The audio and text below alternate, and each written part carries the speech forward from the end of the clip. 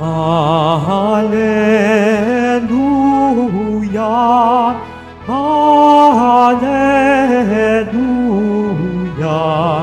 Hallelujah, Hallelujah.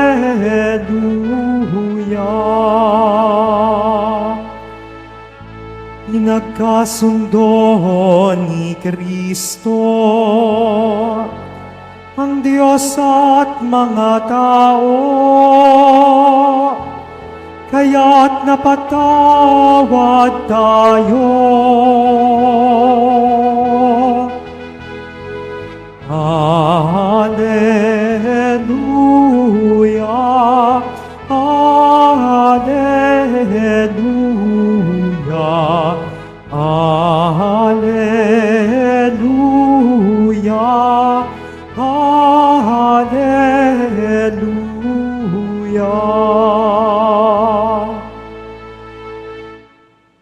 Sumainyo ang Panginoon. At sumayo rin. Ang mabuting balita ng Panginoon ayon kay San Mateo. Papuri sa iyo, Panginoon. Noong panahong yun, sumakay si Jesus sa bangka, tumawid sa kabilang ibayo at tumuloy sa sariling bayan. Pagdating niya roon, dinala sa kanya ang ilang katao,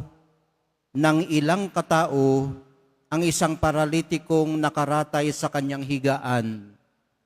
Nang makita ni Jesus kung gaano kalaki ang kanilang pananalig, sinabi niya sa paralitiko, "Anak, lakasan mo ang iyong loob.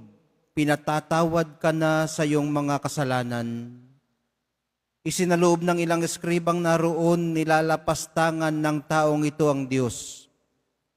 Ngunit batid ni Jesus ang kanilang iniisip, kaya't sinabi niya, "Bakit kayo nag-iisip ng ganyan? Alin ba ang mas madali? Ang sabihing ipinatatawad na ang mga kasalanan mo o ang sabihing tumindig ka at lumakad? Patutunayan ko sa inyo na dito sa lupa, ang anak ng tao ay may kapangyarihang magpatawad ng mga kasalanan."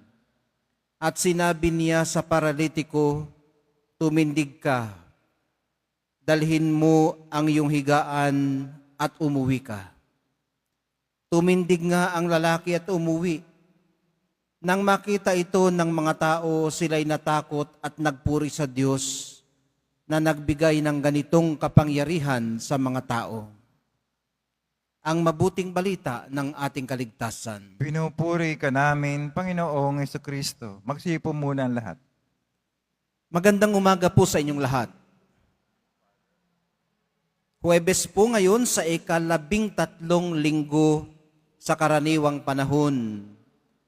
Pagpapagaling po sa may sakit ang napakinggan nating mabuting balita. Pagpapagaling ni Jesus sa isang paralitiko. Mapalad po ang paralitikong ito, hindi lang dahil pinagaling siya ni Jesus, kundi dahil may mga nagdala sa kanya kay Jesus. Ibig sabihin, mayroon pong mga kumakalinga sa kanya. At kung inyo pong napansin, sama-sama silang lumapit kay Jesus. Yung pinaglilingkuran at ang mga naglilingkod. So, napansin po ni Jesus, hindi lamang ang inilalapit sa Kanya, kundi pati na rin ang mga naglalapit sa Kanya. At maging siya ay namangha sa kanilang pananalig. Dito po tayo bininyagan noong tayo ay bata pa sa pananalig ng mga nagdala sa atin sa simbahan. Sa paglipas ng panahon hanggang sa huli, gaya po ng paralitiko sa Ebanghelyo, nakikita natin ang ating sarili na nangangailangan pa rin ng pagdadala ng mga nagmamahal at nagmamalasakit sa atin. Sa simpleng dahilang hindi po natin kayang mag-isa. Sa kumpil, ipapatong ng taong mas malakas kaysa atin ang kanyang kamay sa ating balikat. Tanda ng pagpapaalalang naririyan siya at gumagabay sa atin. Sa kasal, ihahatid tayo sa altar ng ating mga magulang, ninong, ninang, at mga abay. Ganon din po ang masasabi sa ordinasyon ng mga pari. Sa libing, uusungin ang ating kabaong ng ating kapwa-tao para muling ibalik sa altar sa huling pagkakataon. Sa simpleng dahilang hindi po natin kayang mag-isa. May mga pagkakataon pong nalilimutan natin ang mga taong ito, ang mga nagdala sa atin, ang mga gumabay sa atin, ang mga tumulong sa atin, ang mga nagdulot sa atin, ang mga naghain sa atin, at mga naghatid sa atin. Ang mabuting gawang ito, minamahal kong mga kapatid, ng pagmamalasakit sa kapwa ay hindi po nalilingid sa kamalayan ng Poong Jesus Nazareno. Katunayan, ito po ang nakapupukaw sa kanyang pansin. Gaya ng banggit natin kanina, nakikita din po niya ang pananalig ng mga naglilingkod na mapagmalasakit. Patuloy po tayong magdalahan sa isa't isa sa simpleng dahilang hindi natin kayang mag-isa.